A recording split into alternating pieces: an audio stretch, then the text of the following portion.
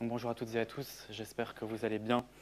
Alors effectivement, aujourd'hui, j'ai décidé de vous exposer le cadre général de l'infrastructure globale de gestion de la crise sanitaire.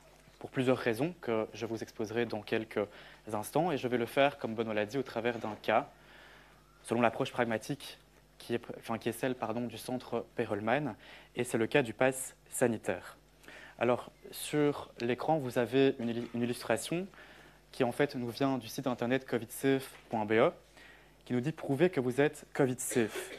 Déjà dans l'idée de, en fait, désormais démontrer votre bon état de santé, non seulement pour voyager sur le territoire européen, on va le voir, mais également pour accéder à certains lieux, certains établissements ou bénéficier de certains services. En d'autres termes, être titulaire d'un label pour accéder à certains établissements.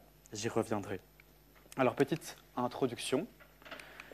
À l'origine, l'intitulé de ma présentation était « Algorithmes et Covid-19 en Belgique ». Et c'est vrai que j'aurais pu vous parler de différents dispositifs de surveillance algorithmique. Vous avez sans doute entendu parler, lors de la première vague de la pandémie, de l'utilisation de drones à des fins de surveillance de la population lorsqu'elle se promenait dans les parcs.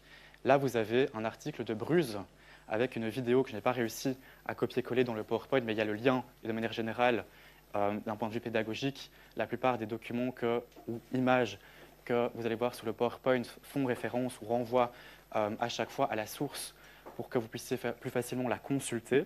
Et donc ici, vous avez l'utilisation de drones dans le parc du Cinquantenaire avec instruction de la part des services de police. J'aurais pu également vous parler, toujours dans le cadre des drones, mais cette fois-ci une autre utilisation, puisque lors du mois de décembre 2020 et des fêtes de fin d'année, la zone de police du Limbourg a lancé l'idée d'utiliser des drones avec des caméras thermiques afin de s'assurer que personne ne circulait sur le territoire belge, le territoire public, l'espace public, pendant la nuit en raison de l'interdiction du couvre-feu. Il faut savoir que cette utilisation des drones ou en tout cas cette possibilité d'utiliser le drone avec caméra thermique par la zone de police du Limbourg a été vivement critiquée, notamment par l'opinion publique, mais également par l'organe de l'information policière. Vous avez un rapport ici que je vous ai mis avec de nouveau le lien vers ce rapport qui a été publié dans le courant du mois de décembre 2020. J'aurais pu également vous parler des caméras intelligentes, des caméras thermiques qui visent à déterminer la température corporelle, mais également le port du masque, déterminer si vous portez ou non le masque dans les entreprises ou dans les aéroports. Et là, vous avez le site internet d'une initiative, d'une société qui a été lancée par deux entrepreneurs français, cameracovid.com, qui vise à offrir des services en la matière à différents opérateurs privés, mais également des opérateurs publics. De nouveau, il y a un lien vers le site internet de Caméra Covid. J'aurais pu, plus près de chez nous, vous parler de cette habilitation, cette compétence qui a été reconnue à l'Office national de la sécurité sociale, l'ONSS. Et vous pouvez lire sur le slide que l'Office national de la sécurité sociale, elle peut collecter, combiner, traiter, y compris via le data mining et le data matching, des données concernant la santé, des données de contact, d'identification, de travail et de résidence. À quelle fin? De tracing, mais également de détection des clusters au sein des collectivités comme les lieux de travail. Il faut savoir que cette disposition, ici l'article 11, elle a été insérée dans un arrêté ministériel.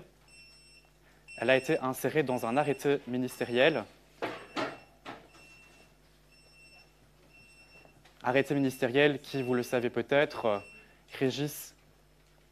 ont régi nos vies pendant plus d'une année. On régit notre sort au quotidien, arrêté ministériel qui visait à imposer des mesures sanitaires, comme par exemple le couvre-feu. Eh bien, ici, vous avez une disposition qui a été insérée par un arrêté ministériel du 22 août 2020. Il faut savoir que cette disposition a été par la suite abrogée, mais qu'elle a été reprise dans un accord de coopération. On verra ce que sont les accords de coopération dans quelques instants. Un accord de coopération du 31 mai 2021. J'aurais pu également vous parler de la compétence qui a été accordée aux entités fédérées et à Sanipor. Donc Sanipor, c'est un organisme public qui dépend du SPF Santé publique et qui vise à s'assurer, on va dire, des mesures sanitaires au niveau du trafic international.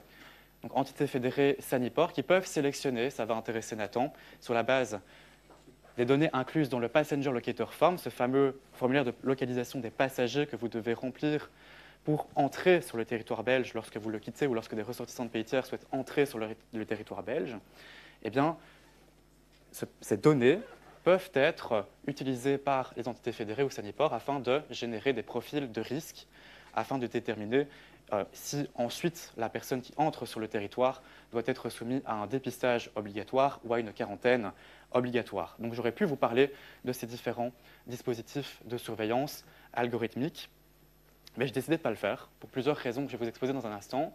Et si ça vous intéresse, il y a un rapport qui a été publié l'année passée, en fin d'année passée, par Algorithm Watch et qui reprend l'ensemble de ces dispositifs, donc ce que je viens de vous expliquer pour la Belgique, mais également pour d'autres États, alors à la fois les États membres de l'Union européenne et des États tiers à l'Union européenne, et qui dresse un certain nombre de constats. Alors pourquoi vous parlez du pass sanitaire? Pourquoi vous parlez du pass sanitaire? D'autant plus qu'a priori, il n'y a pas de dispositif algorithmique évident qui aide ou assiste à la prise de décision. Et par dispositif algorithmique évident, je veux ici faire référence à ETIAS, qu'on a vu ensemble il y a un peu plus d'un mois maintenant, puisque là, vous vous rappelez que pour ETIAS, il y a un dispositif algorithmique. Le règlement européen ETIAS prévoit l'utilisation, le recours à un algorithme. Les textes juridiques, en tout cas ceux que j'ai pu lire et ceux auxquels j'ai pu accéder, parce que vous verrez que ce n'est pas évident d'accéder à l'information dans le cadre du pass sanitaire, les textes juridiques ne prévoient pas l'utilisation, a priori, de dispositifs algorithmiques. Il n'en demeure pas moins qu'il s'agit d'un objet intéressant à étudier. Alors je sais qu'en Belgique, on a décidé de lever le pass sanitaire, mais il faut bien vous dire qu'il reste d'application au niveau du territoire et du continent européen. Mais c'est surtout qu'on a plusieurs raisons qui m'ont poussé à étudier cet objet. Tout d'abord, le fait qu'il s'agit d'un objet juridique non identifié, pour reprendre la terminologie de Benoît Friedman dans plusieurs de ses contributions, un objet juridique non identifié. Alors, certes, le pass sanitaire a une base légale, mais il faut savoir qu'il va produire toute une série d'effets normatifs indépendamment de cette base légale. En amont, par exemple, et on le verra dans la suite de l'exposé, le pass sanitaire trouve son origine, d'un point de vue technique, dans des spécifications techniques qui ont été élaborées par un réseau d'experts au niveau européen. Ces spécifications techniques produisent des effets normatifs. En aval, on peut par exemple prendre ce que je vous ai expliqué en tout début de séance avec le premier slide, cette idée du label. Cette idée du label qu'il faut avoir pour accéder à certains lieux, à certains endroits. Et puis, vous allez le voir aussi, je vais y revenir dans un instant, la Commission européenne, lorsqu'elle a déposé l'initiative, lorsqu'elle a initié le processus législatif qui a abouti à l'adoption du règlement européen, et puis lorsqu'elle a évalué le dispositif en octobre 2021, elle se targue d'être leader mondial en la matière, d'accord, et d'avoir instauré, établi une norme globale, et on voit directement le lien que l'on peut faire ici avec la globalisation. Alors, plus que ça, le pass sanitaire nous permet de passer en réalité, ou en tout cas aux autorités de passer de mesures collectives, d'accord, on va confiner tout le monde, on va mettre tout le monde en quarantaine, à un contrôle social individualisé, mais qui n'en demeure pas moins généralisé, c'est-à-dire étendu à l'ensemble de la population. Ici, on va agir sur la mobilité. Et on va contrôler, par exemple, au niveau des frontières, les personnes qui vont entrer, les personnes qui vont sortir. On va instaurer un système d'exclusion qui va être fondé directement ou indirectement, selon l'interprétation que l'on en a, sur l'état de santé de la personne. Alors, le pass sanitaire va impliquer également une collecte toujours plus importante par l'autorité publique, mais également par les opérateurs privés, on le verra également, des données à caractère personnel, données qui vont être utilisées afin de prendre des mesures, d'imposer des mesures sur les citoyens. C'est ce qu'on appelle le processus de datification de l'ordre social, datification du droit. On va également assister à une forme de banalisation, de normalisation de la société de contrôle et de surveillance. Et je vais essayer de prendre plusieurs exemples dans le cadre de cet exposé. Et puis, ce qui m'a poussé également à étudier le pass sanitaire, c'est l'état de l'art. Il faut savoir qu'il y a peu de littérature sur le topic. En tout cas, en Belgique francophone, personne n'en parle. Alors, il y a une special issue, si ça vous intéresse, dans le European Journal of Risk Regulations, qui est paru, dans mes souvenirs, il y a mois d'octobre, je pense, mois d'octobre 2021. Mais de manière plus générale, il y a peu d'auteurs qui s'intéressent à ce mécanisme, ou en tout cas qui s'intéressent à ce mécanisme comme moi je le fais, c'est-à-dire au départ de l'infrastructure. Et je vais vous expliquer ce que c'est l'infrastructure. Petit plan de l'exposé. Donc l'introduction, ça c'est déjà fait. Je vais vous parler du contexte dans lequel le pass sanitaire a émergé. On va ensuite parler du dispositif et des acteurs à proprement parler. Et enfin, des recours. Mais comme la présentation va être assez longue, je vais essayer de ramasser l'exposé sur les recours et dresser quelques conclusions que, à mon avis, on traitera ensemble dans le cadre de la discussion. Alors, le contexte. Eh bien, le pass sanitaire, ou plutôt le certificat de vaccination, ce n'est pas nouveau, puisque vous êtes sans doute familier avec la carte jaune, ce certificat de vaccination international qui trouve son origine dans le règlement sanitaire international de l'OMS, règlement sanitaire international qui a été adopté en 2005. En gros, que prévoit ce règlement sanitaire international? Il prévoit des mécanismes d'alerte précoce en cas de maladie à potentiel endémique ou pandémique. Et il faut savoir que depuis 2 ans, nous sommes en pandémie. Le directeur général de l'OMS a déclaré que la maladie coronavirus était une pandémie en mars 2020. Ça implique quoi? Ça implique toute une série de dispositifs, de mécanismes qui vont s'activer, sur lesquels je ne vais pas revenir ici. Chose intéressante, ce règlement sanitaire international, annexe 6, prévoit un modèle de certificat de vaccination que vous avez ici à l'écran et qui est repris du coup dans la carte jaune. Et l'annexe 7, qu'est-ce qu'elle nous dit, l'annexe 7? L'annexe 7, elle vient lister les vaccins qui peuvent être exigés par les États à l'entrée sur leur territoire. Est-ce que vous savez le vaccin qui est imposé par les États ou par certains États à l'entrée de leur territoire? Plutôt contre quelle maladie? La fièvre jaune, exactement. La fièvre jaune, c'est la seule maladie pour laquelle les États peuvent imposer la vaccination avant l'entrée sur le territoire. Avant, on avait également le choléra et la variole.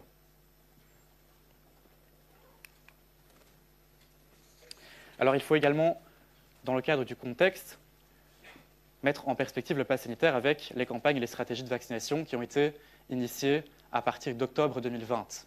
D'accord? On ne va pas entrer dans le détail de ces stratégies de campagne de vaccination, ce n'est pas l'objectif ici, mais il ne faut pas perdre de vue que c'est avec la vaccination contre la maladie de Covid-19 que les premières initiatives concernant le pass sanitaire sont apparues. Et elles sont apparues d'abord en Israël. Israël a été le premier État, ou l'un des premiers États, à imposer un certificat Covid, un pass sanitaire sur son territoire. Il l'a fait, cet État l'a fait en février 2021.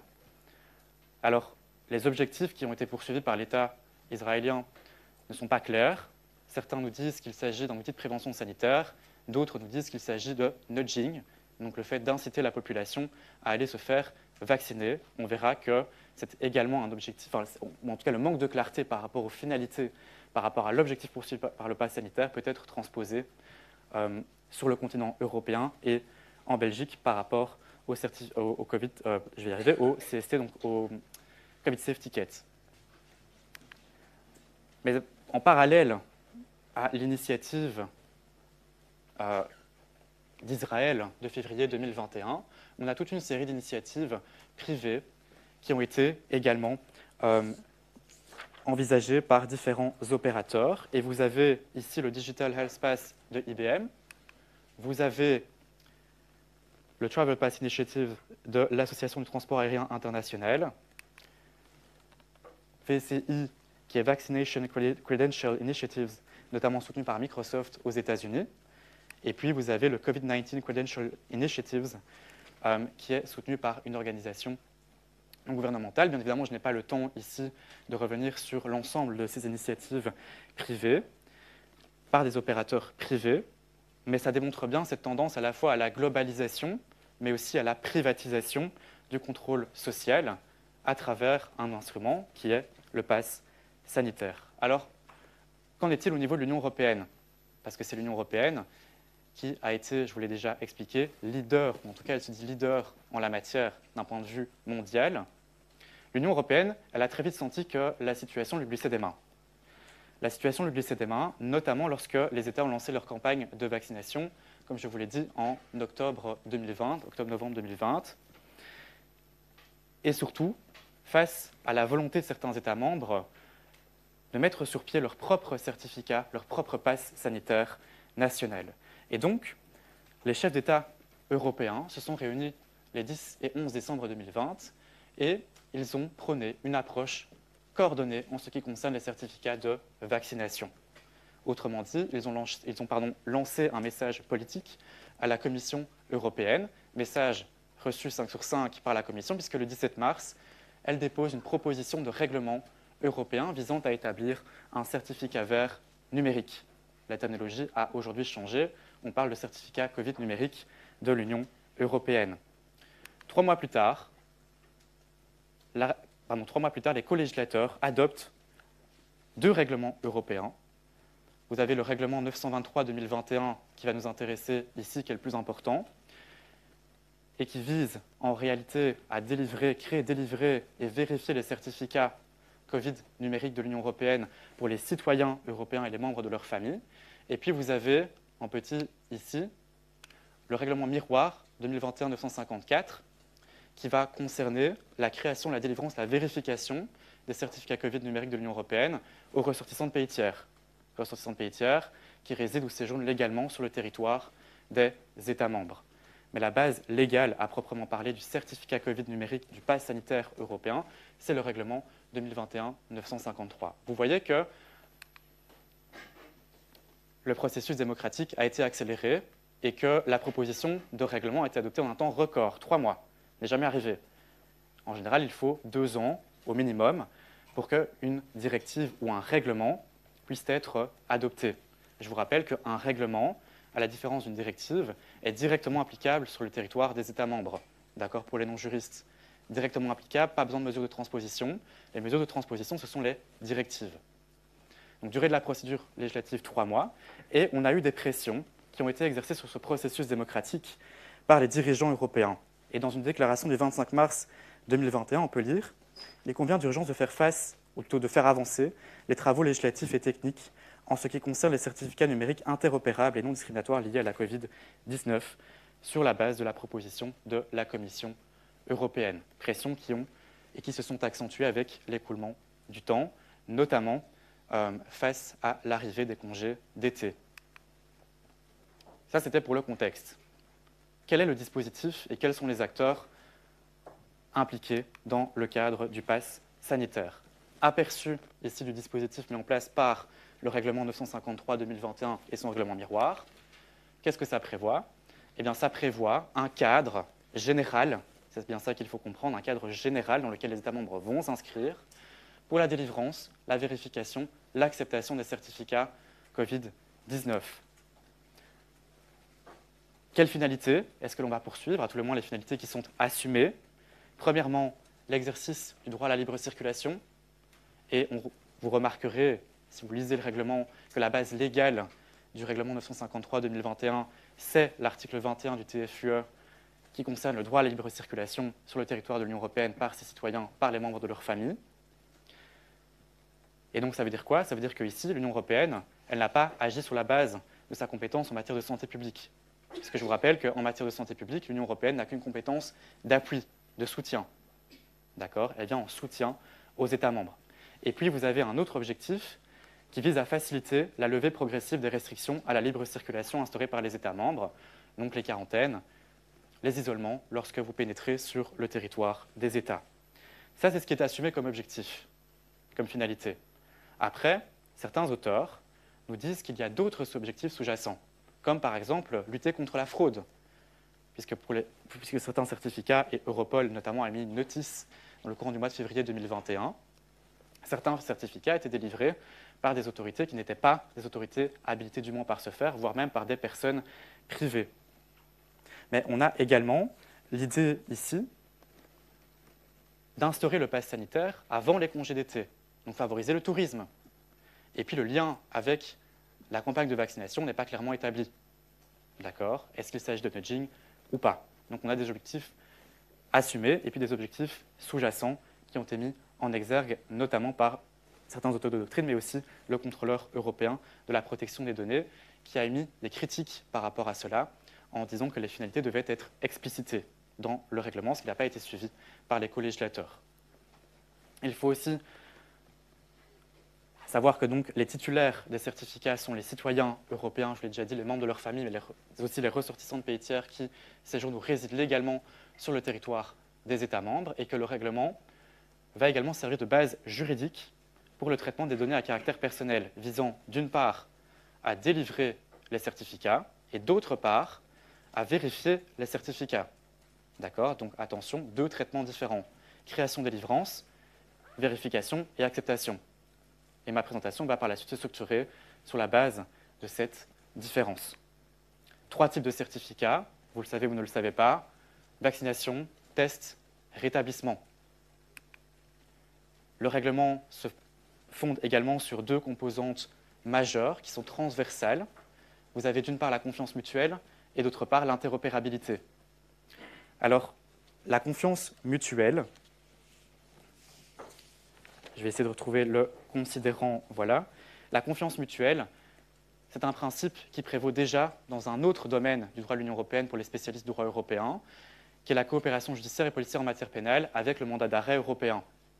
Et bien ici, on transpose cette approche pour les certificats Covid numériques de l'Union européenne. Et on a un considérant dans le règlement qui nous dit pourquoi est-ce qu'on a besoin de se faire confiance mutuellement. Considérant 15 nous dit ceci: l'utilisation du certificat Covid-19 contrefait présente un risque important pour la santé publique. Les autorités d'un État doivent recevoir l'assurance que les informations contenues dans un certificat délivré dans un autre État membre sont fiables, que le certificat n'a pas été falsifié, que le certificat appartient également à la personne qui le présente. Autrement dit, il s'agit ici de faire confiance. Donc lorsque les autorités d'un État membre qui vont vérifier votre certificat, par exemple les services de police ou les transporteurs vérifient votre certificat, ils doivent pouvoir faire confiance à l'information qui figure sur ce certificat. OK. Faire confiance et donc s'assurer que l'information est bel et bien authentique. Vous avez également donc une autre composante qui est l'interopérabilité. Interopérabilité que l'on a déjà vue ensemble dans le cadre d'ETIAS, la présentation ETIAS. Alors ici, l'interopérabilité, elle consiste en quoi, nous dit le texte? C'est la capacité des systèmes de vérification d'un État membre à utiliser des données encodées par un autre État membre. En gros, c'est faire en sorte que les applications de vérification d'un État membre soient capables de lire le QR code d'un certificat qui a été délivré par un autre État membre. Dernière chose par rapport à l'aperçu, la durée d'application. 1er juillet 2021, 30 juin 2022, autrement dit 1 an pour le certificat Covid numérique de l'Union européenne. Deux choses par rapport à la durée d'application qui sont importantes. Première chose, vous avez ici un communiqué de presse de la Commission européenne qui nous dit quoi? Qui nous dit qu'en fait, le certificat Covid numérique de l'Union européenne est entré en vigueur de manière anticipée, a été appliqué de manière anticipée à partir du 1er juin 2021. En dehors du champ, donc autrement dit, il n'y avait pas de cadre juridique. D'accord, c'est bien ça qu'il faut vous dire, en tout cas au niveau européen. Et qu'on a 7 États qui, à partir du 1er juin 2021, ont pu être connectés au système, au dispositif qui a été mis en place, on le verra par la suite, par l'Union européenne. Ces 7 États sont la Bulgarie, la République tchèque, le Danemark, j'allais dire Germanie, donc l'Allemagne, la Grèce, la Croatie et la Pologne. La Belgique, elle s'est connectée à ce dispositif, donc elle a mis en œuvre, elle a appliqué le dispositif prévu par le règlement 953-2021 à partir du 16 juin 2021. Donc on a également eu une application anticipée en Belgique. Seconde chose, c'est que ce dispositif, il va être prolongé. Le 3 février 2022, je me trompe un petit peu dans les dates et les chiffres, c'est un petit peu compliqué quand on n'est pas matheux. 3 février 2022, la Commission européenne dépose une proposition qui vise à étendre la durée d'application du certificat Covid numérique européen jusqu'au 30 juin 2023. À l'heure actuelle, c'est en négociation au sein des instances européennes, au sein des co-législateurs, et le Conseil de l'Union européenne est récemment arrivé à un accord qu'il va soumettre à la discussion avec le Parlement européen et la Commission européenne. Et donc vous voyez que c'est un système qui a vocation à se pérenniser dans le temps. Sur ce slide, je vous ai mis un rapport de la Commission européenne qui a été publié en octobre 2021, rapport qui est requis par le règlement européen. Donc le règlement européen oblige la Commission européenne à assurer un suivi par rapport aux mécanismes mis en place par le règlement européen, par le certificat Covid numérique de l'Union européenne, un rapport assez superficiel d'une quinzaine de pages en anglais, mais qui est intéressant puisque on peut lire à plusieurs endroits que la Commission européenne se targue d'avoir mis en place, d'avoir mis sur pied, ce que je vous ai déjà expliqué, une tendance globale, d'avoir instauré une norme globale avec le certificat Covid numérique de l'Union européenne, norme globale, et donc d'être un leader global en la matière dans ce domaine-là. Et on a le sentiment, en lisant en fait, ce rapport, que la Commission européenne, elle établit une certaine forme de benchmark, qui va ensuite devoir être respectée par d'autres institutions, notamment l'OMS, puisque l'Organisation mondiale de la santé est également en train de réfléchir à l'élaboration de son propre dispositif de délivrance de certificats de vaccination numérique. Donc pas la carte jaune, ça c'est le format papier. Là, l'OMS est en train de réfléchir à un certificat de vaccination numérique, et elle le fait à la base des travaux qui ont été menés par la Commission européenne. Et c'est d'ailleurs pour ça que la Commission européenne se targue d'être un leader en la matière, parce que du coup d'autres institutions s'en inspirent.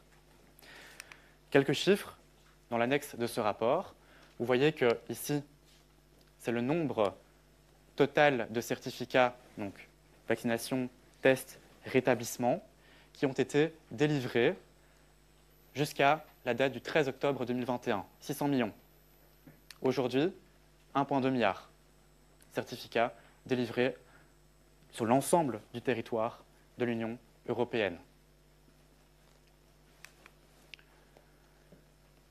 Alors, il faut bien comprendre que le règlement européen 953-2021, je vous l'ai déjà dit, il fixe un cadre général dans lequel les États membres vont avoir une certaine marge de manœuvre, cadre dans lequel les États membres vont devoir s'inscrire. Et les États ont une certaine marge de manœuvre par rapport à plusieurs choses. La première, c'est le processus de collecte des données à caractère personnel nécessaires à la création et à la délivrance des certificats Covid numériques de l'Union européenne. En fait, le règlement européen, qu'est-ce qu'il va prévoir? Il va prévoir 3 certificats. Ces certificats vont contenir telle et telle et telle et telle catégorie de données à caractère personnel. Mais la manière de collecter ces données, le processus opérationnel, va être déterminé par les États membres, d'accord, au niveau national. On a également une marge d'appréciation pour déterminer les autorités compétentes pour émettre les certificats, qui seront également les responsables du traitement des données à caractère personnel. Une marge d'appréciation pour le système d'information qui va être sous-jacent, qui va sous-entendre l'ensemble. On va l'aborder dans le cadre de cette présentation. Et puis une marge d'appréciation pour les conditions d'acceptation des certificats. Alors les conditions d'acceptation, c'est quoi? C'est par exemple la durée de validité d'un test PCR. En Belgique, vous savez que le test PCR, c'est 72 heures. Le test antigénique, donc détection des protéines virales, c'est 24 heures aujourd'hui. La France, c'est différent. La France, c'est 24 heures le test PCR. Ça, ce sont les conditions d'acceptation. Il faut savoir que dans les conditions d'acceptation, à l'origine était aussi incluse la durée de validité des certificats de vaccination. D'accord, donc les États membres pouvaient déterminer la durée de validité. Aujourd'hui, la Commission européenne est intervenue et elle a adopté un acte délégué sur la base du règlement européen dans lequel elle fixe la durée d'acceptation des certificats de vaccination à 9 mois après l'achèvement du schéma de primo-vaccination. Donc les 2 doses pour certains vaccins, 1 dose pour Johnson & Johnson. D'accord, donc les conditions d'acceptation, c'est durée des tests PCR par exemple, ou durée de validité des certificats de vaccination. Quid de la Belgique? Eh bien, en Belgique, le cadre juridique, alors là, accrochez-vous, le cadre juridique relatif au certificat Covid numérique de l'Union européenne a été élaboré à travers toute une série d'accords de coopération. Est-ce que vous savez ce que sont les accords de coopération?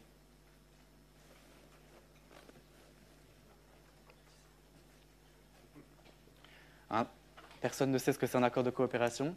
Oui? Juste les entités fédérées? Donc c'est effectivement un accord entre les entités fédérées et l'autorité fédérale. Pourquoi est-ce qu'on a besoin d'accords de coopération en Belgique? On a beaucoup de législateurs, tu disais? Les compétences sont fragmentées, très bien. Et donc les accords de coopération, ils doivent être compris avec la répartition des compétences en Belgique. En matière de santé, c'est extrêmement compliqué. C'est extrêmement compliqué. Les compétences, elles sont éclatées entre l'autorité fédérale, compétente sur l'ensemble du territoire national, et les entités fédérées que sont les régions et les communautés.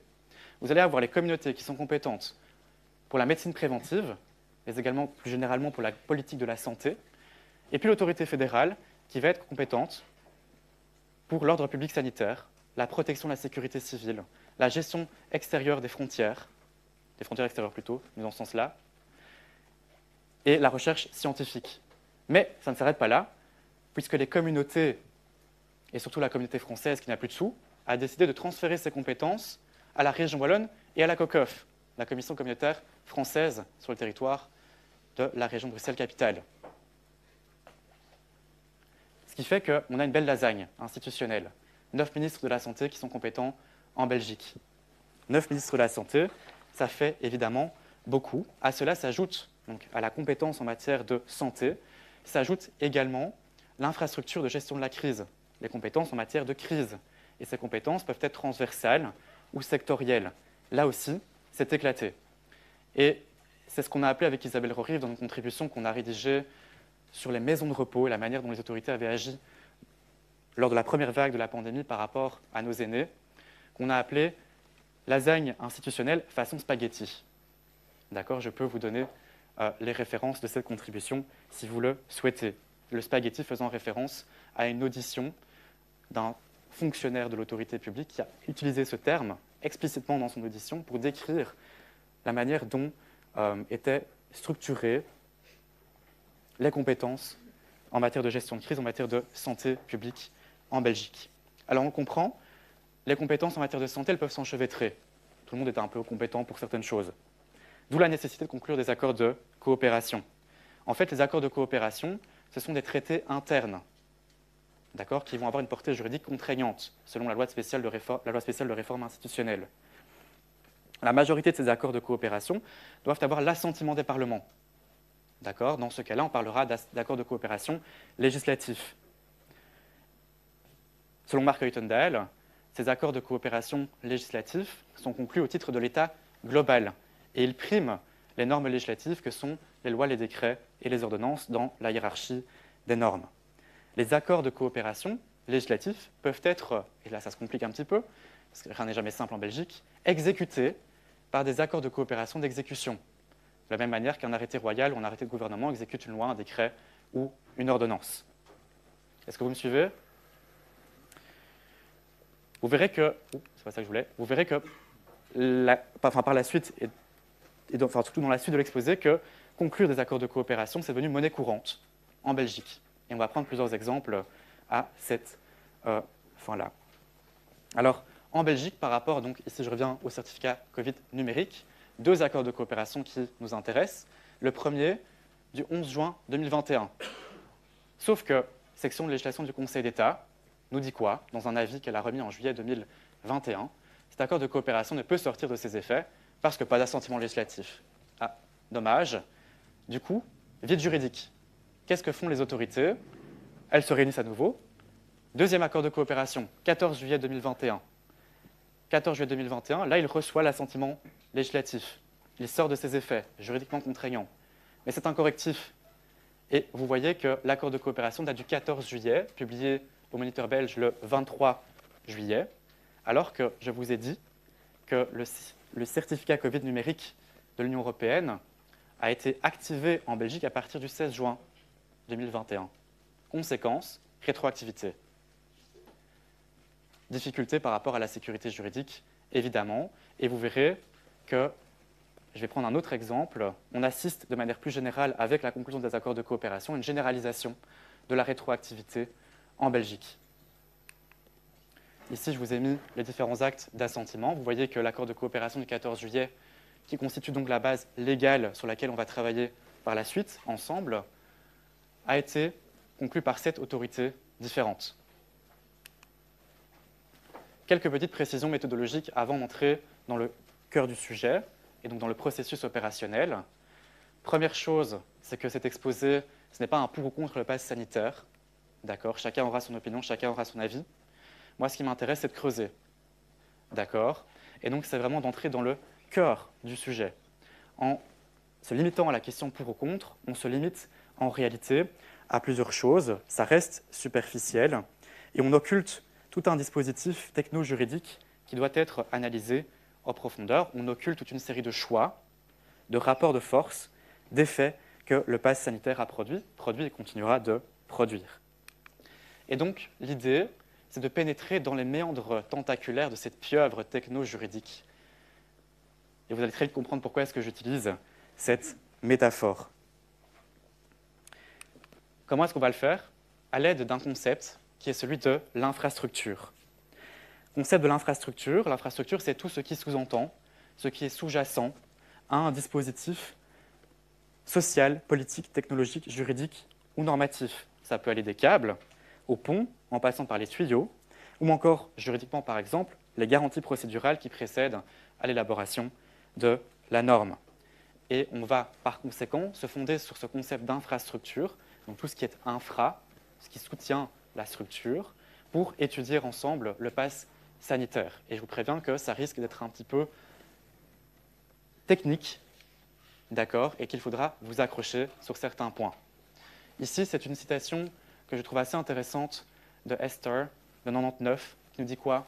Étudier un système d'information et négliger ses standards, ses câbles et ses paramètres, et vous passez à côté d'aspects tout aussi essentiels d'esthétique, de justice et de changement. Peut-être que si nous arrêtions de considérer les ordinateurs comme des autoroutes de l'information et que nous commencions à les considérer plus modestement comme des égouts symboliques, ce domaine s'ouvrirait un peu. Et donc, c'est ce que l'on va faire ensemble. On va pénétrer dans la grotte passe sanitaire, on va prendre notre matériel de spéléologue, creuser, comprendre et déconstruire. Précision importante, c'est un travail de recherche qui est en cours. Et donc ici, ça constitue une première cristallisation de ce travail de recherche que je mène depuis plusieurs mois. Alors, quelles sont les grandes étapes? Quelles sont les grandes étapes de ce processus opérationnel, une fois que l'on pénètre dans la grotte?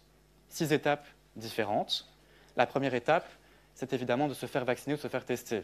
Ensuite, on enregistre vos données dans des bases de données, ce qui va permettre de créer et délivrer les certificats. Puis vous voyagez, vous êtes dans un autre État, membre de l'Union européenne, par exemple, et on va vérifier votre certificat, déterminer s'il est authentique.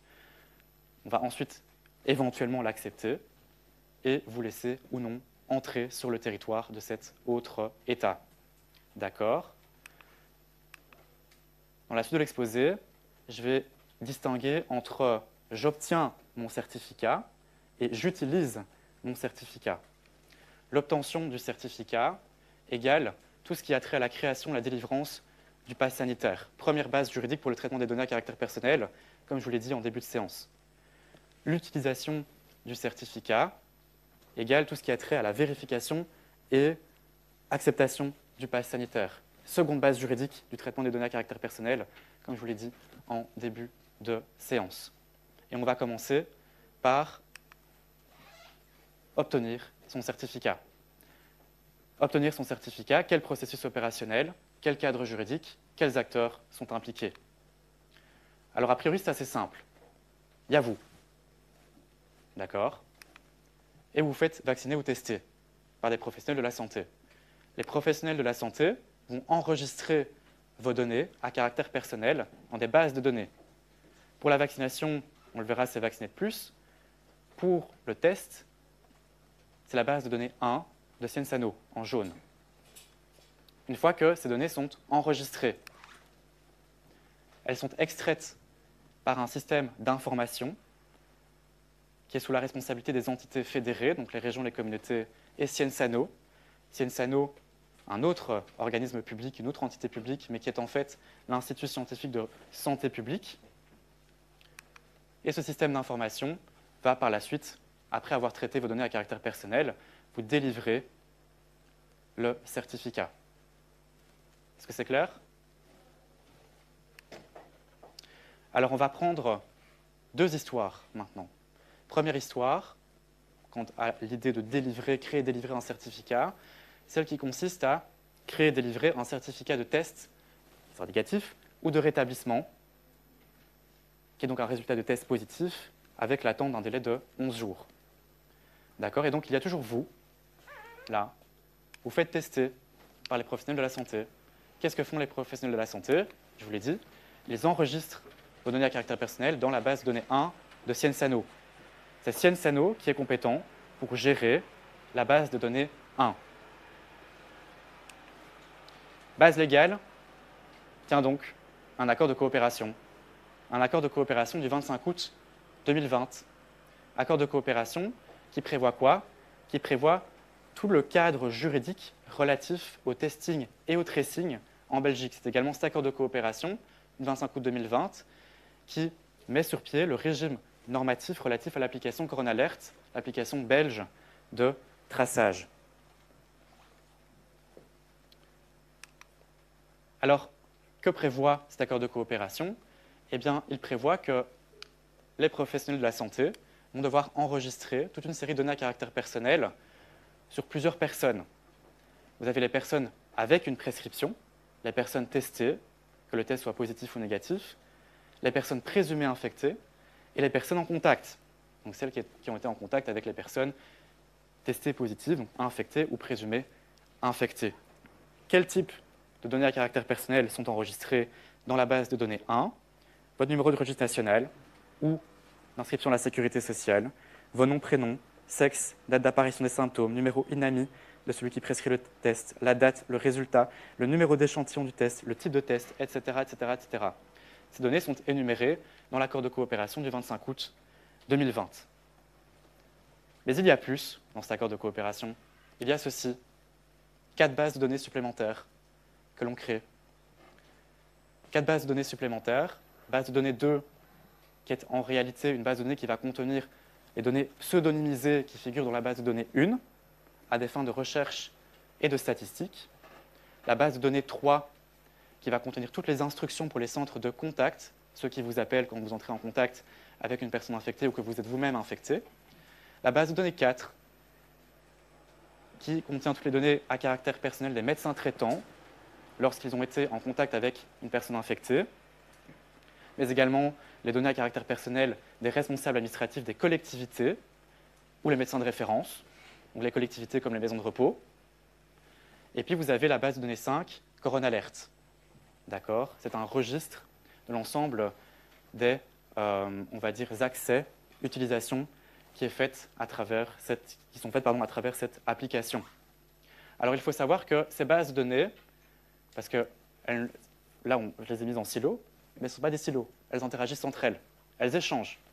Et donc vous allez avoir un échange entre la base de données 1 et la base de données 2. Je vous rappelle que la base de données 1 contient des données à caractère personnel. Elles vont être pseudonymisées dans la base de données 2. Et Ciensano va pouvoir utiliser les données base de données 2 afin de réaliser des statistiques ou de mener des recherches, donc la recherche scientifique. Les autres bases de données vont également interagir entre elles. Base de données 3 avec la base de données 1, base de données 4 avec la base de données 1, à l'exception, ça c'est l'interaction de principe, de l'application CoronaAlert, donc de la base de données CoronaAlert, qui n'interagit avec aucune autre base de données, mais qui dépend quand même de Ciensano. Et puis, parce que sinon ça ne serait pas marrant, la base de données 1, qui contient donc toutes les données de test, interagit encore avec d'autres bases de données qu'on appelle les bases de données authentiques, qui contiennent des données qui sont authentifiées par les autorités. Vous avez le registre national, mais vous avez également les registres de la Banque Carrefour de sécurité sociale. D'accord? Et donc vous voyez qu'il y a des échanges qui se font, des interactions qui se font, des communications entre les différentes bases de données. Est-ce que c'est clair? Donc ça, c'était pour la base de données 1 et les données qu'elle contient. Donc on a vu que vous faites tester, on enregistre les données, Et puis les données, elles vont être extraites de la base de données 1 par un système d'information en vue de délivrer les certificats. Quelles données? Vous les avez ici à l'écran. Et là, il faut aller se rendre dans le règlement européen et les annexes du règlement européen 953-2021 qui contient toute une série de données à caractère personnel. Vous avez ici les différents champs des certificats, certificat de rétablissement à gauche, certificat de test à droite. Je ne vais pas les parcourir avec vous, mais vous voyez que je les ai mis en catégories, regroupés en catégories. En bleu, vous avez les données d'identification. En jaune, les données de santé. En orange, les métadonnées. Et alors, en italique, c'est autre chose. Mais donc, ces données, elles sont listées, elles sont énumérées expressément dans le règlement européen. Et ces données, elles vont être extraites de la base de données 1 de Censano par le système d'information, et c'est ce qui va figurer sur votre certificat. D'accord? Alors, en italique, ici, pour le numéro de RN, ISS et la résidence principale, pareil ici. Pourquoi est-ce que c'est en italique? Parce que ce n'est pas exigé par le règlement européen. En réalité, c'est l'accord de coopération du 14 juillet 2021 qui exige que ces données soient également extraites. Pourquoi? Pour permettre plutôt aux autorités de délivrer sous un format papier par la voie postale, donc connaître votre adresse, pour délivrer sous un format papier et voie postale le certificat.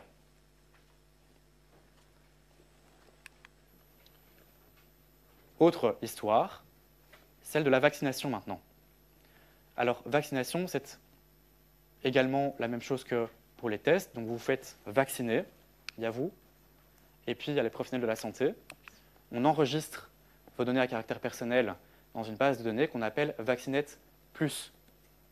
Alors, vous voyez ici qu'il y a un organisme public qu'on appelle Opruien Régie, qui est en fait un sous-traitant, qui est responsable de la base de données Vaccinate Plus, les entités fédérées, communautés et les régions. Les communautés et les régions, toutefois, délégué cette gestion à Opruien Régie, qui est un organisme public dépendant de l'autorité flamande. La base légale, accord de coopération du 12 mars 2021. Encore un accord de coopération. Alors, est-ce que cette date ne vous interpelle pas? 12 mars 2021. Qu'est-ce qui était avant? Ouais. C'est un an après le début de la pandémie. Oui. Mais surtout par rapport à la vaccination. Quand est-ce que la campagne de vaccination a débuté en Belgique? En décembre 2020. Fin décembre 2020, début janvier 2021. Et donc, on a conclu un accord de coopération le 12 mars. Alors, j'avais initialement prévu un slide pour vous expliquer pourquoi est-ce qu'on avait prévu, on a conclu cet accord de coopération le 12 mars. Je l'ai enlevé parce que le temps presse et qu'il faut qu'on avance un petit peu. Mais sachez que le cadre juridique relatif à l'enregistrement de la vaccination était en Belgique complètement bancal. Il n'y avait rien, fin décembre 2020. Et puis on a adopté une loi du 22 décembre 2020, dans laquelle on a prévu une disposition, un article, l'article 11, qui va déléguer au roi le soin de préciser toute une série d'éléments essentiels par rapport au traitement des données à caractère personnel. Délégation générale, délégation interdite par le droit constitutionnel. D'accord? Loi qui a été adoptée sans passer par la section de législation du Conseil d'État, ni par l'autorité de la protection des données. Pourquoi est-ce que cette loi n'a pas requis, pourquoi est-ce que l'avis de la section de législation du Conseil d'État n'a pas été requis? Parce que proposition de loi. Proposition de loi, il faut que les députés demandent d'initiative la saisine de la section de législation. Autorité de la protection des données, ce n'est pas étonnant, vu la manière dont les autorités méprisent un petit peu cette autorité depuis sa création en 2017. Et puis on a eu l'arrêté royal, qui a, à la suite de cette loi, précisé l'ensemble des éléments essentiels du traitement des données à caractère personnel. Arrêté royal qui a été soumis à l'avis de l'autorité de la protection des données, manque de cohérence par rapport à la loi, mais qui n'a pas été soumis à l'avis de la section de législation du Conseil d'État au motif de l'urgence. Et c'est en réalité cette loi et l'arrêté royal du 24 décembre 2020 qui ont régi l'enregistrement de la vaccination jusqu'au 12 mars. Conséquence, l'accord de coopération du 12 mars, du 12 mars, rétroagit jusqu'à quand? Au 24 décembre 2020. Donc vous avez de nouveau un exemple de rétroactivité, ce qui pose évidemment des questions du point de vue de la sécurité juridique. Alors je reviens à mon accord de coopération du 12 mars, qui prévoit donc la mise sur pied de Vaccinet Plus, ou plutôt vous le verrez l'extension de Vaccinet Plus, gérée par Opruyen Rehi, donc sous-traitant, mais il prévoit autre chose. Ah, je n'ai plus. C'était ici. Il prévoit autre chose. Il prévoit la création d'une autre base de données code de vaccination, qui permettent en réalité d'envoyer les invitations à la vaccination. D'accord? Cette base de données va interagir avec Vaccinet. Vaccinet va interagir avec cette base de données. Donc il y a des échanges de données qui se font entre ces deux bases de données. Alors je reviens un petit peu en arrière parce que 2 mots sur cette base de données Vaccinet, parce que c'est quand même assez intéressant mais aussi interpellant de lire et de voir que Vaccinet est une base de données qui existe en réalité depuis plus de 15 ans en Flandre. Et c'est un système d'enregistrement et de commande de vaccins. Alors c'est propre à la Flandre, d'accord? Les autres entités fédérées, l'État fédéral, n'a pas son système d'enregistrement de vaccins. N'avait pas. Base légale, très bancale, 2 dispositions. L'article 43 du décret du 21 novembre 2003, les vaccinateurs doivent collaborer à un système d'enregistrement. Et un arrêté de gouvernement flamand qui prévoit que ce système d'enregistrement, c'est Vaccinet. Pour le reste, par rapport au traitement des données à caractère personnel, je n'ai rien trouvé, ce qui est évidemment problématique. Et avec la campagne de vaccination, Vaccinet a été étendue. D'accord? On a développé la base de données et elle est devenue Vaccinet Plus. Donc Vaccinet, c'est le système à l'origine. Avec l'enregistrement de la vaccination, c'est Vaccinet Plus. Je vous l'ai dit, qui a été responsable de cette extension? Le sous-traitant, Opruyen Rehi. D'accord? On le voit dans la déclaration de confidentialité. Vous avez le lien si vous cliquez, sur le PowerPoint. Pas agréable. Si vous cliquez sur le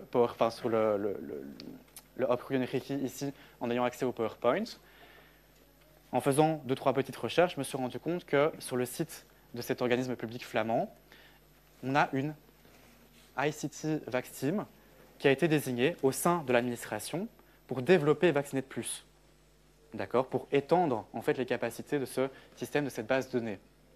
A priori, pas de difficulté, on se dit, puisque ça dépend des autorités publiques. Sauf que, en menant mes recherches et en tombant sur un communiqué de presse de Digital Vlaanderen, qui est un autre organisme public flamand, on peut lire notamment que l'extension, donc c'est ici API, l'extension de Vaccinet vers Vaccinet Plus, a pu être réalisée en 5 semaines seulement par l'agence soins de santé flamande en collaboration avec l'ICT Vaxteam et DXC Technologies. Je dis tiens, c'est quoi DXC Technologies? DXC Technologies, c'est une société américaine qui est cotée en bourse. Vous avez ici une description qui figure sur le site internet de DXC Technologies et qui vise à moderniser les services. C'est une modernisation, si vous propose des services de modernisation numérique de l'administration, des organismes publics, mais également de certaines entreprises ou acteurs privés. Et si on parcourt le site internet de DXC Technologies,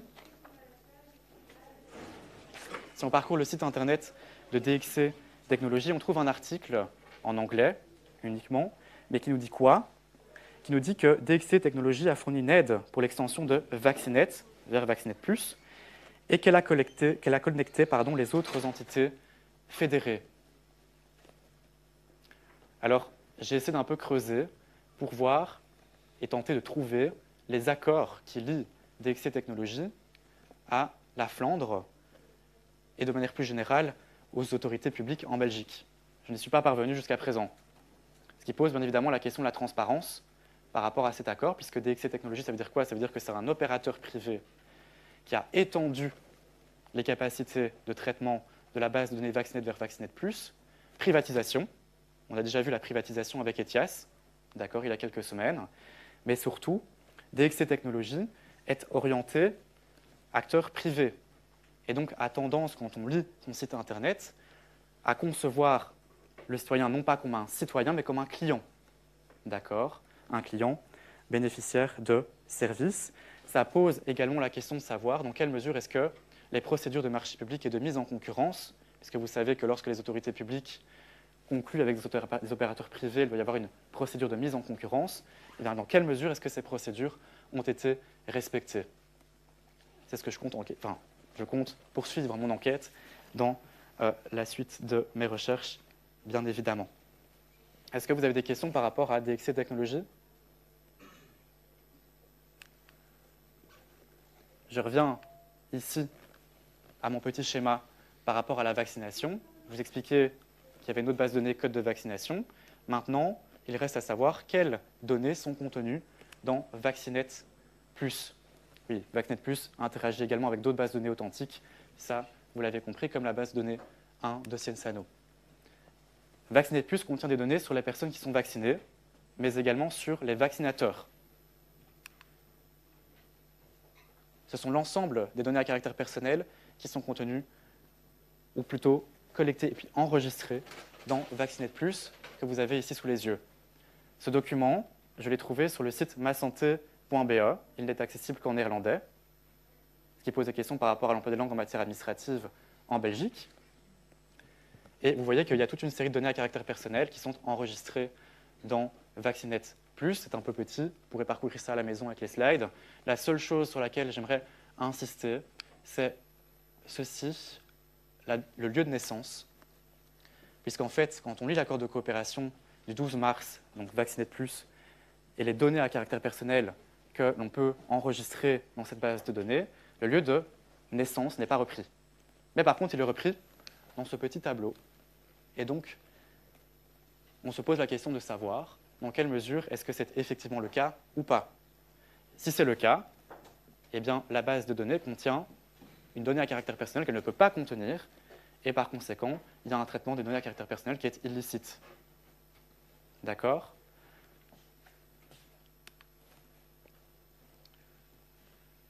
Ça, c'était pour les données qui étaient contenues dans Vaccinet Plus. Donc, on a vu vaccination, enregistrement, dans Vaccinet Plus, un sous-traitant, les différentes données à caractère personnel. Se pose maintenant la question de savoir, mais quelles sont les données qui vont être extraites de Vaccinet Plus par le système d'information pour établir le certificat Covid numérique. Là, à nouveau, même chose que pour les certificats de test et de rétablissement. Il y a une annexe au règlement européen qui reprend et qui liste toute une série de données à caractère personnel selon le même schéma que vu précédemment. J'ai regroupé ces différents champs en différentes catégories. Et ça, c'est ce qui va figurer, donc ce qui va être extrait de Vaccinet et ce qui va figurer sur votre certificat de vaccination. Si vous ouvrez votre application CovidSafe maintenant, il y aura correspondance avec ce qui figure ici au tableau. En italique, même chose que pour les certificats de test et de vaccination, c'est ce qui est non pas exigé par le règlement européen, mais par l'accord de coopération du 14 juillet 2021 pour vous envoyer votre certificat par la poste. Alors, est-ce que vous me suivez toujours? Ça va? Alors, on a vu comment est-ce que les professionnels de la santé, après vous avoir vacciné, après vous avoir, ou plutôt réalisé un test, enregistraient les données dans les bases de données. On a vu que ces données étaient extraites par un système d'information sous la responsabilité de Sciensano et des entités fédérées qui agissent en qualité d'émetteurs des certificats. Mais alors, ça se complexifie un petit peu, puisqu'en fait, les entités fédérées et Sciensano ont décidé de sous-traiter ce système d'information, la gestion de ce système d'information, à Digital Vlaanderen, qui est un autre organisme public flamand, à ne pas confondre donc avec Oproegen Regie. Digital Vlaanderen, 2-3 éléments d'information dans l'accord de coopération, agit en qualité de sous-traitant. Pourquoi? Pour fournir les services opérationnels pour la création et la délivrance des certificats, fournir les services opérationnels pour le développement de l'application CovidSafe et CovidScan. Pour les applications, elle le fait sur instruction de la plateforme eHealth. On ne va pas entrer dans les détails, mais est-ce que vous savez qui est l'administrateur général de la plateforme eHealth? Frank Robben. Frank Robben, qui est l'administrateur général de cette plateforme, dont vous avez sans doute entendu beaucoup parler dans la presse, et c'est d'ailleurs lui qui a présenté les applications CovidSafe et CovidScan à la presse. question en suspens pour l'instant, y a-t-il des accords de sous-traitance? L'accord de coopération du 14 juillet 2021 le prévoit, mais quid? Je ne suis pas parvenu à les trouver pour l'instant. Et donc, je continuerai mes recherches, au besoin, en adressant des questions directement auprès de l'administration. Ici, vous avez un tableau qui synthétise un petit peu les différents acteurs impliqués au niveau belge dans le cadre de la création et la délivrance des certificats. Donc, vous avez Test Rétablissement Ciensano, qui est également le responsable du traitement de données à caractère personnel, c'est ce qui est prévu dans l'accord de coopération. Et puis, vous avez, pour les certificats de vaccination, entité fédérée, région communauté, et le sous-traitant, qui est Digital Vlaanderen dans les deux cas, et qui va se charger de l'opérationnalisation. À côté de cela, Ciensano est également responsable, on l'a vu, de la base de données 1, et les entités fédérées de la base de données Vaccinet Plus pour l'enregistrement des vaccins, mais il y a un sous-traitant, Apruyen Rifi. OK ? Tableau synthétique pour vous permettre de mieux cerner les acteurs.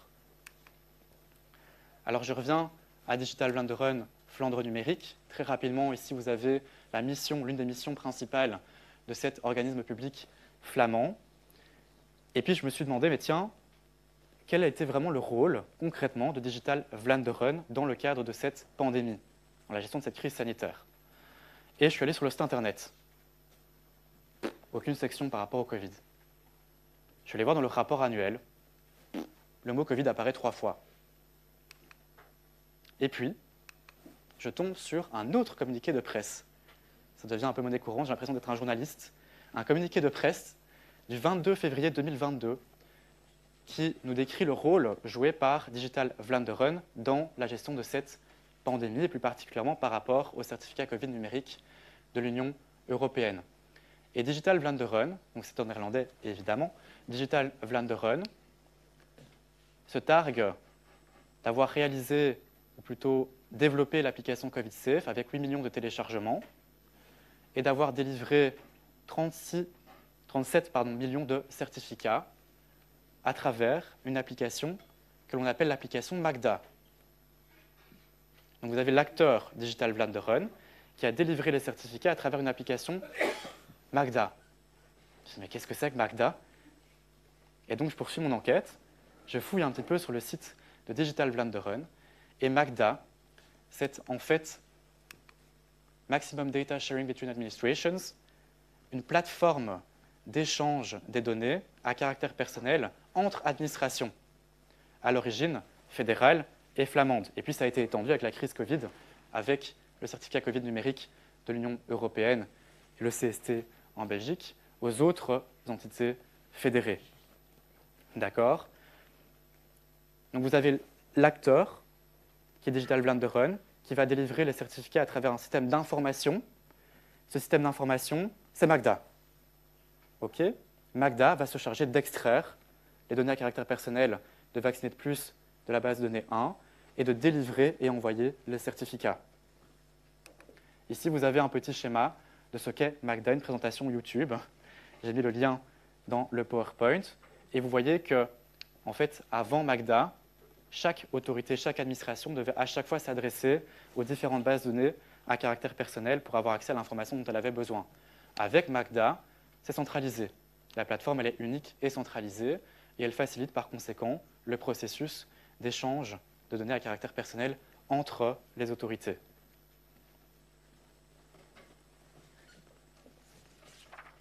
Est-ce que vous avez des questions? Ça, je vais... Hop.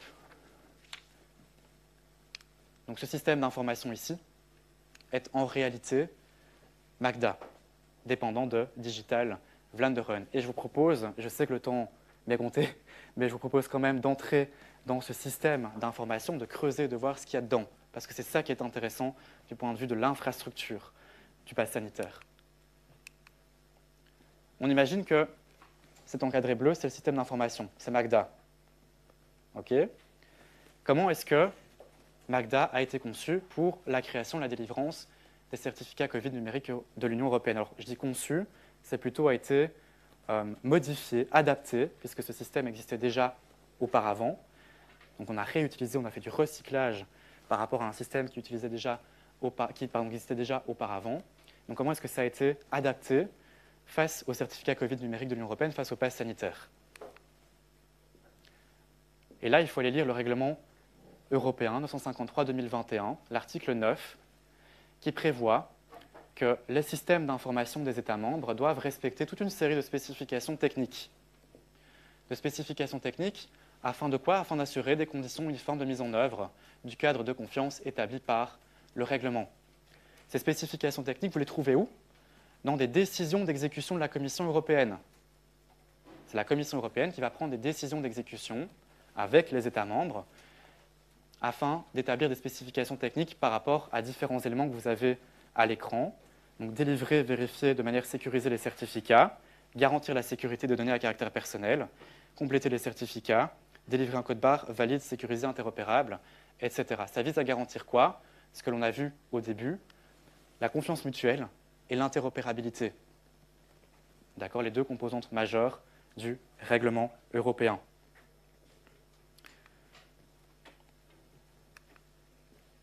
Alors, les décisions d'exécution, vous en avez deux, principalement. La décision d'exécution du 28 juin 2021, modifiée par une décision d'exécution du 17 novembre 2021, qui comprennent en réalité des annexes.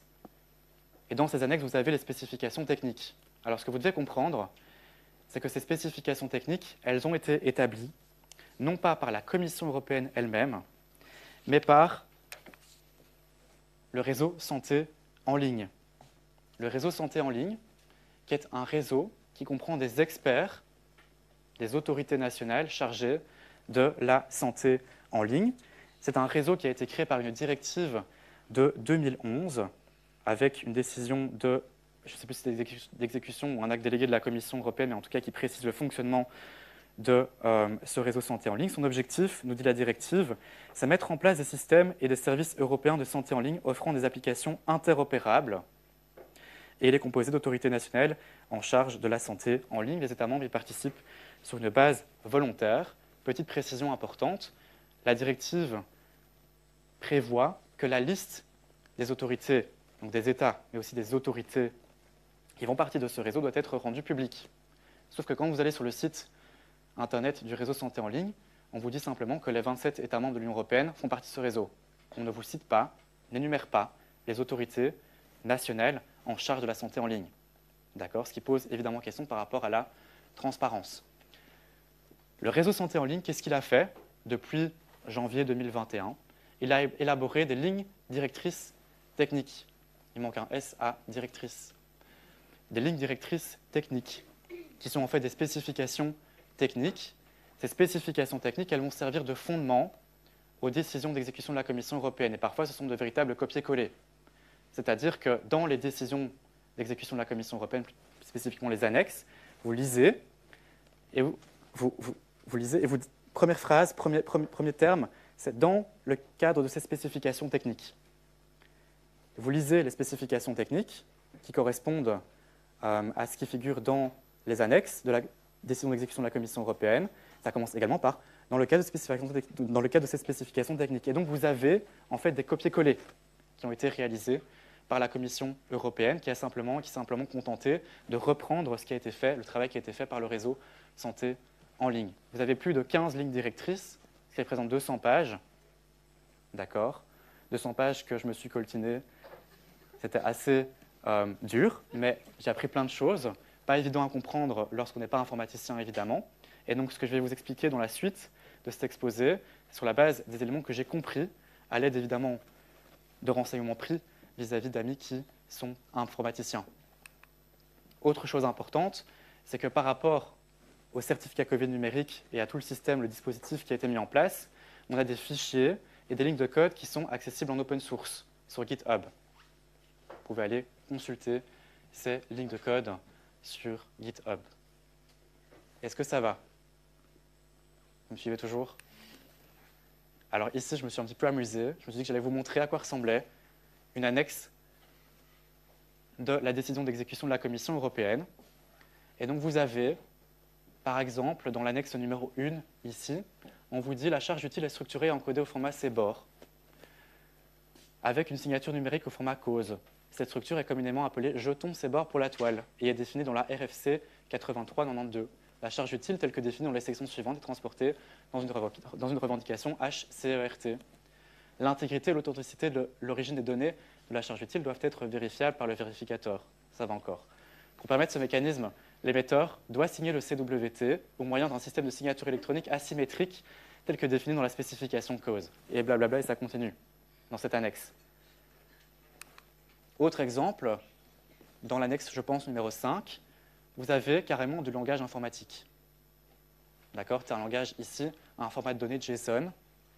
Et donc ça se retrouve dans une décision d'exécution de la Commission européenne, ce qui pose bien évidemment la question de l'intelligibilité. Donc ici, il y a une transparence, c'est très bien, mais l'intelligibilité pour le citoyen de contrôler l'action publique. Et ici, l'action diligentée par la Commission européenne, par les institutions européennes. Alors comment est-ce que ça fonctionne concrètement, Magda, avec toutes les spécifications techniques que l'on vient de voir ensemble?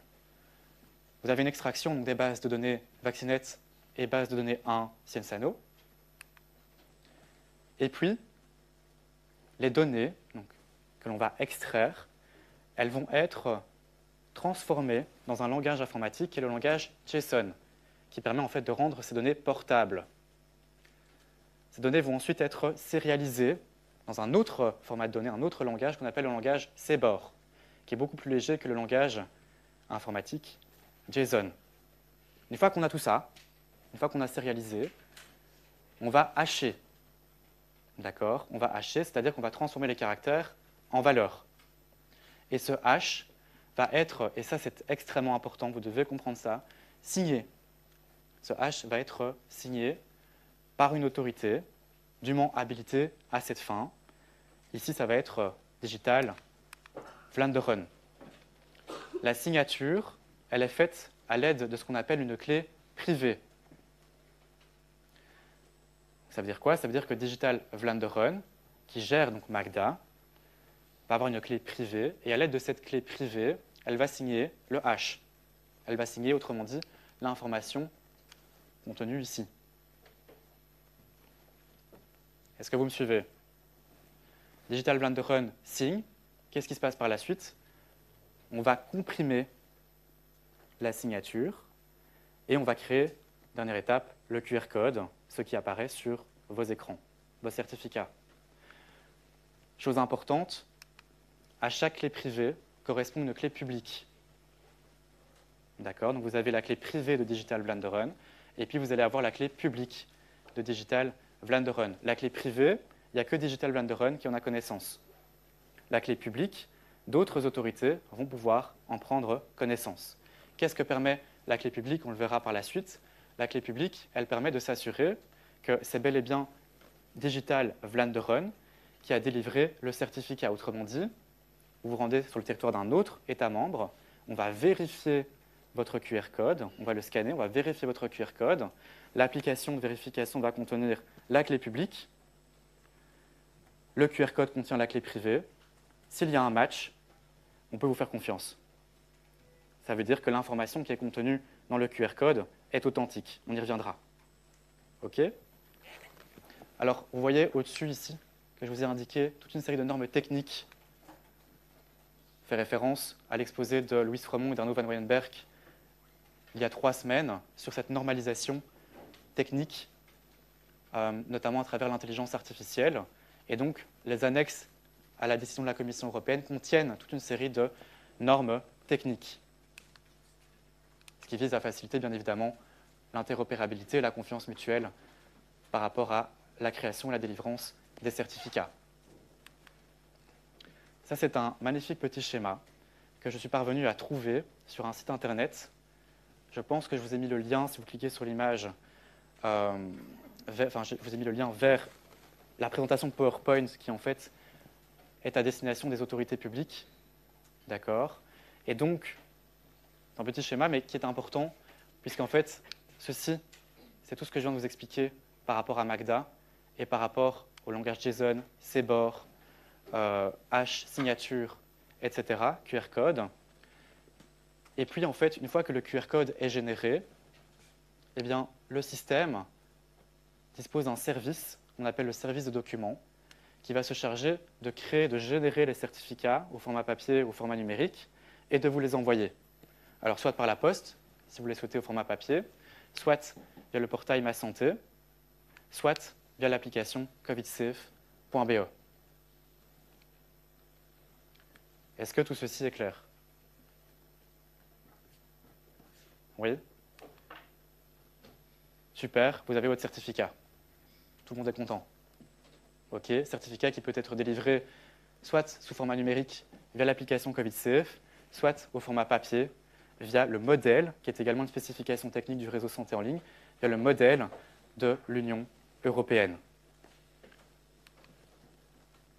Alors, je sais que le temps m'est toujours compté, mais je pense que c'est important de prendre aussi le temps de parler de tout ça et de déconstruire ensemble. Je vais rapidement parcourir l'utilisation du certificat. Donc on a vu, première étape, j'obtiens mon certificat, le cadre juridique, les acteurs, mais aussi l'opérationnalisation, le processus opérationnel. Maintenant, j'ai mon certificat et je souhaite l'utiliser. Et l'utilisation, elle peut se faire à deux fins, deux finalités. Soit libre circulation sur le territoire de l'Union européenne, soit à des fins domestiques. Et on va commencer par la finalité exercice du droit à la libre circulation sur le territoire de l'Union européenne. On va distinguer selon les acteurs qui sont compétents, mais aussi selon, à nouveau, le processus opérationnel. Et donc là, c'est vous. Vous avez votre certificat, vous souhaitez voyager sur le territoire de l'Union européenne, vous vous rendez par exemple en Pologne, vous vous rendez en Hongrie, vous vous rendez en France. À la frontière, on vous demande votre certificat et on va le vérifier. D'accord? C'est ça ici la situation que l'on vise. Les autorités compétentes pour la vérification, l'acceptation des certificats dans les États membres, c'est prévu par le règlement européen. D'accord? Et le règlement européen laisse une marge d'appréciation aux États à ce niveau-là. En Belgique, ce sont les services de police et les opérateurs de services transfrontières. D'accord? Opérateurs de services transfrontières, par exemple, les compagnies aériennes. Ce sont elles qui vont contrôler, vérifier et accepter le QR code que vous allez leur présenter. Comment? Eh bien là, vous avez un petit schéma qui n'est peut-être pas lisible pour ceux qui sont derrière, mais qui se découpe en 3 temps. Premier temps, c'est vérifier l'authenticité, l'intégrité, la fiabilité du certificat que l'on me présente. Est-ce que je peux faire confiance à ce certificat? Deuxième temps, conformité avec les règles d'acceptation nationale. Et je vous rappelle que les règles d'acceptation nationale, la durée de validité d'un test PCR, par exemple, 24 heures, 78 heures, etc., ce genre de choses. Troisième temps, le contrôle de l'identité. D'accord, donc la vérification, plutôt le contrôle de manière générale du QR code à la frontière s'effectue en 3 temps, vérification, acceptation, contrôle d'identité. Comment est-ce que ça se fait? À travers une application. À travers une application qui en Belgique est l'application CovidScan. En tout cas, c'est ce qui est dit dans l'accord de coopération. Sauf que dans l'accord de coopération du 14 juillet 2021, on vous dit quoi? On vous dit que l'application CovidScan peut contenir 2 modules. Un module exercice du droit à la libre circulation sur le territoire de l'Union européenne, un autre module, CST, Covid Safe Ticket. Eh bien, le module exercice du droit à la libre circulation sur le territoire de l'Union européenne, c'est en réalité une autre application que vous ne connaissez sans doute peut-être pas, mais qui est accessible et téléchargeable en open source sur l'App Store, sur Google Play, etc., qui s'appelle EUDCC Belgium. Et donc là, c'est une capture d'écran de cette application que j'ai installée sur mon téléphone pour vous prouver que je ne mens pas, d'accord, que tout ceci c'est bien réel. Et vous avez ici le scan, bon là c'est un écran noir, mais le scan avec la possibilité par conséquent de scanner le QR code d'un voyageur qui entre, vous le voyez ici, en Belgique. D'accord? Alors, que fait cette application? Comment est-ce qu'elle fonctionne, cette application EUDCC Belgium? L'application va fonctionner en 2 temps. Et ça fait référence à la vérification et à l'acceptation des règles nationales, que l'on va voir maintenant assez rapidement. Vérification de l'authenticité, de la fiabilité, de l'intégrité, autrement dit, est-ce que je peux faire confiance au certificat qui m'est présenté? Ça, c'est la question que vous vous posez en tant qu'autorité qui lit le QR code. Qu'est-ce qu'il est prévu dans le règlement européen? Il est prévu ceci. vous avez le considérant 6 de la décision d'exécution de la Commission européenne qui nous dit que le cadre de confiance devrait notamment reposer sur une infrastructure à clé publique, avec une chaîne de confiance allant des autorités sanitaires des États membres ou d'autres autorités de confiance aux différentes entités délivrant les certificats Covid numériques de l'Union européenne. Considérant 51 du règlement 953-2021, il n'est pas nécessaire de transmettre ou d'échanger les données à caractère personnel. Conformément à l'approche infrastructure à clé publique, seules les clés publiques des émetteurs doivent être transférées ou accessibles au-delà des frontières. Un peu compliqué tout ça, mais qu'est-ce que ça veut dire en gros? Ça veut dire que je reprends mon système d'information Magda, ce qu'on a vu il y a quelques minutes, et je vous ai dit que Digital Vlaanderen allait signer l'information avec une clé privée, avec une clé verte, mais qu'à chaque clé privée correspond une clé publique. La clé publique, c'est ce qui va nous permettre de s'assurer, ce qui va permettre à une autre autorité, dans un autre État membre de s'assurer que l'information contenue dans le certificat, le QR code, est authentique, qu'elle est fiable, que je peux lui faire confiance. Cette clé publique, elle va être envoyée par Magda à un service passerelle de l'Union européenne. Un service passerelle de l'Union européenne qui va en réalité être un registre de l'ensemble des clés publiques de tous les émetteurs de certificats sur l'ensemble du territoire européen.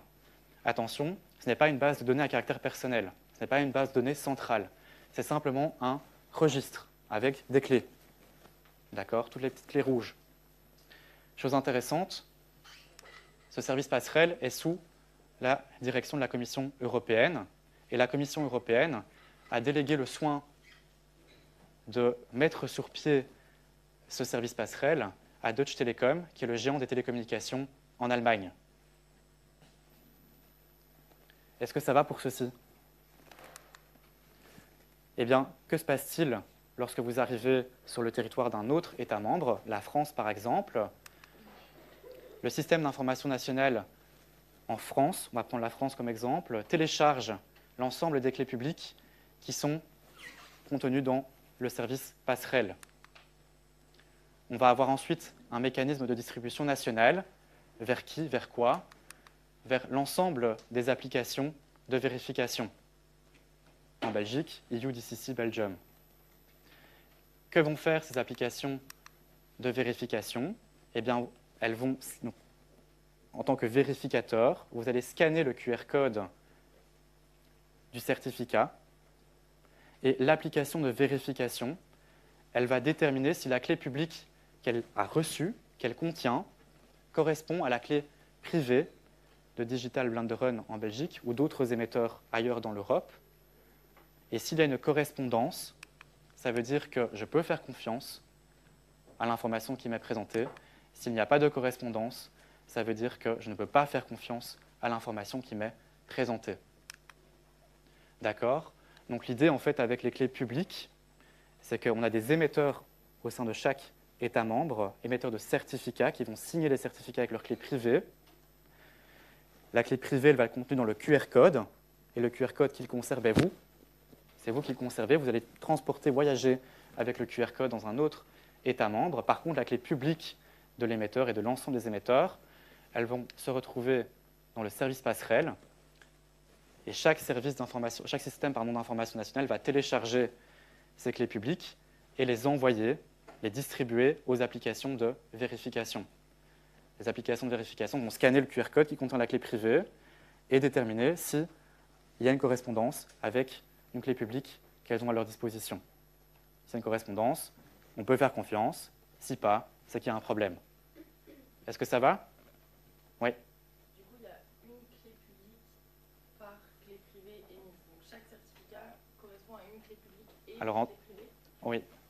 C'est un peu plus compliqué que ça, parce que par exemple, Digital Vlaanderen peut avoir plusieurs clés privées avec plusieurs clés publiques. Ici, j'ai simplifié pour les besoins de l'exposé.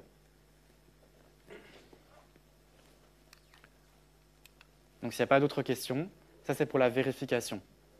D'accord, la vérification. Une fois qu'il y a une correspondance, je fais confiance, c'est OK, c'est bon. On passe à l'étape suivante. L'étape suivante, qui est de déterminer si on peut accepter le certificat? Autrement dit, est-ce que les données qu'il contient correspondent aux règles d'acceptation nationale? Je vous rappelle que les règles d'acceptation nationale, durée de validité d'un test PCR. Gardez ça en tête. Et bien, dans ce cas-là, qu'est-ce qu'il se passe? Le système d'information nationale en Belgique, MACDA, va être connecté à un registre des règles nationales, des règles d'acceptation nationale. Ces règles d'acceptation nationale, elles vont être envoyées, adressées aux différentes applications qui vont donc les télécharger. Et même chose que par rapport, enfin même principe, même dynamique, même idée que pour les clés publiques, on va déterminer si en scannant le QR code, l'information contenue dans ce QR code respecte les règles nationales d'entrée sur le territoire, à savoir ici un test PCR de 72 heures pour le certificat de test si vous devez entrer sur le territoire belge. Si c'est le cas, ben, c'est OK, vous pouvez entrer. Si ce n'est pas le cas, eh bien, dans ce cas-là, il y a un problème et par conséquent, vous allez être bloqué à la frontière.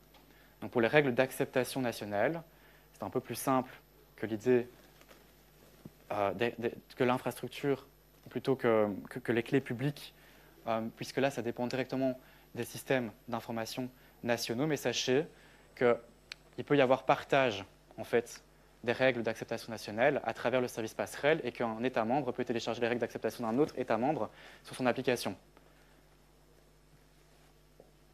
Est-ce qu'il y a des questions par rapport à ça? Alors ça, c'est pour vous prouver que je ne mens pas. L'application UDCC, si vous allez dans les paramètres, vous voyez que vous pouvez télécharger les nouvelles règles. Ce sont les règles d'acceptation nationale propres ici à la Belgique. D'accord? Durée du test PCR, 72 heures. Synthèse par rapport à tout ça. L'application, une fois qu'elle va scanner le QR code, elle va vérifier l'information. Est-ce que je peux faire confiance? Si oui, on passe à l'étape suivante. Déterminer si on est en conformité avec les règles d'acceptation nationale. Si oui, on passe à l'étape suivante, contrôle d'identité. Si tout est OK, vous avez un go. Vous pouvez entrer sur le territoire national. Et là, c'est ce qu'affiche l'application EUDCC. D'accord, quand vous scannez le QR code, et vous voyez qu'elle classe, ou en tout cas qu'elle a un classement entre différentes zones de couleurs, zone verte, zone orange, zone rouge. Zone rouge, ce sont les zones à haut taux de contamination.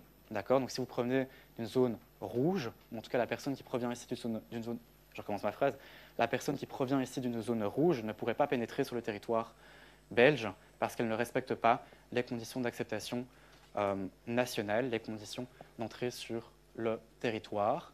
Et lorsque vous cliquez sur zone rouge pour connaître le motif, on vous renvoie vers ceci, donc un lien qui est en fait un lien vers le site infocoronavirus.be.